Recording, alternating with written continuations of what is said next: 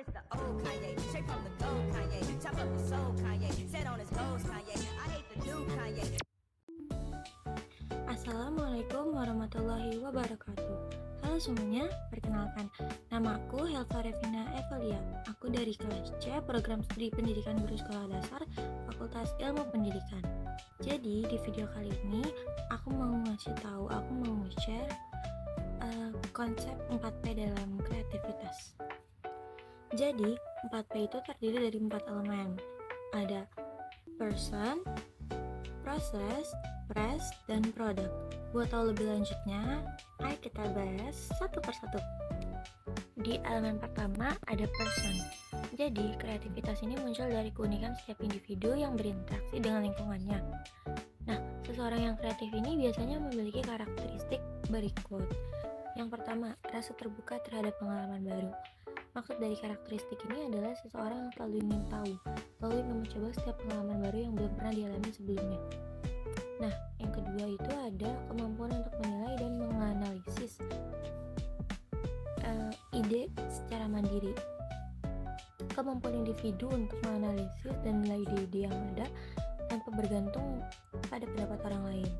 Jadi si individu ini harus bisa memeriksa atau menganalisis informasi yang dia punya. Setelah itu, individu ini mengevaluasi informasi yang dia punya dengan cara melihat kredibilitas sumber informasi, apakah relevan dan dapat dipercaya atau tidak. Setelah dianalisis, individu ini dapat membuat keputusan berdasarkan informasi yang sudah dievaluasi. Ketiga, ada fleksibilitas dalam berpikir dan kemampuan untuk melihat berbagai kemungkinan. Kemampuan untuk melihat berbagai kemungkinan atau pendekatan dalam menyelesaikan sebuah masalah. Individu yang fleksibel mampu mempertimbangkan berbagai sudut pandang sebelum mengambil keputusan. Fleksibilitas juga mencakup kemampuan untuk menyesuaikan diri dengan perubahan situasi. Misalnya, ketika menghadapi tantangan baru, individu yang fleksibel dapat dengan cepat mengubah strategi. Kepribadian yang kuat dan unik menjadi fondasi bagi tindakan kreatif seseorang. Oleh karena itu, penting bagi kita untuk mengenali dan menghargai keunikan setiap individu dalam proses kreatif. Selanjutnya, di elemen kedua itu ada proses. Proses kreatif ini melibatkan beberapa tahapan yang harus dilalui untuk menghasilkan ide atau karya. Nah, tahapannya itu ada apa aja sih? Yang pertama, itu ada persiapan dengan cara mengumpulkan informasi dan inspirasi.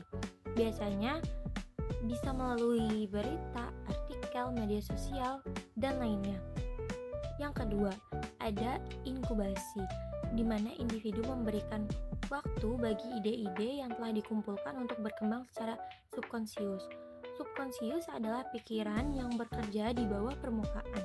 Ini mengartikan bahwa walaupun seseorang sedang tidak memikirkan masalah tersebut, tetapi otaknya terus memproses informasi yang didapat sebelumnya. Yang ketiga, ada inspirasi, momen dimana ketika ide muncul secara tiba-tiba. Ini merupakan fase di mana individu merasakan dorongan kreatif yang kuat dan mendapatkan wawasan baru. Dan tahapan yang terakhir dalam proses kreatif adalah verifikasi, di mana individu menguji atau menyempurnakan ide yang telah muncul selama tahapan inspirasi. Dengan proses ini, kita dapat membantu anak-anak atau peserta didik untuk lebih terlihat dalam kegiatan kreatif dan mengembangkan kemampuan berpikir mereka. Nah, di elemen ketiga itu ada press. Press atau pendorong adalah faktor eksternal yang mempengaruhi kreativitas seseorang. Lingkungan yang mendukung sangat penting untuk mengembangkan kreativitas. Ada beberapa faktor pendorong yang dapat mempengaruhi, yaitu dukungan dari orang tua dan guru, lingkungan sosial yang positif, akses terhadap sumber daya dan fasilitas yang memadai. Di elemen terakhir ada produk. Produk adalah hasil dari proses kreatif, bisa berupa karya seni, inovasi teknologi, atau solusi untuk masalah tertentu. Ciri-ciri dari produk kreatif ini apa sih? Yang pertama, orisinalitas. Originalitas adalah salah satu kriteria utama yang membedakan produk inovatif dari produk yang bersifat imitasi. Yang kedua, kualitas merupakan aspek penting lainnya dalam pengembangan produk. Kualitas ini merujuk pada sejauh mana produk memenuhi standar tertentu baik dari segi fungsi maupun estetika. Yang ketiga, relevansi ini mengacu pada sejauh mana produk sesuai dengan kebutuhan atau konteks masyarakat pada saat ini. Jadi, itu dia informasi yang aku tahu tentang konsep 4P dalam kreativitas. Mungkin gak banyak, tapi aku udah coba kasih informasi secara singkat tapi jelas.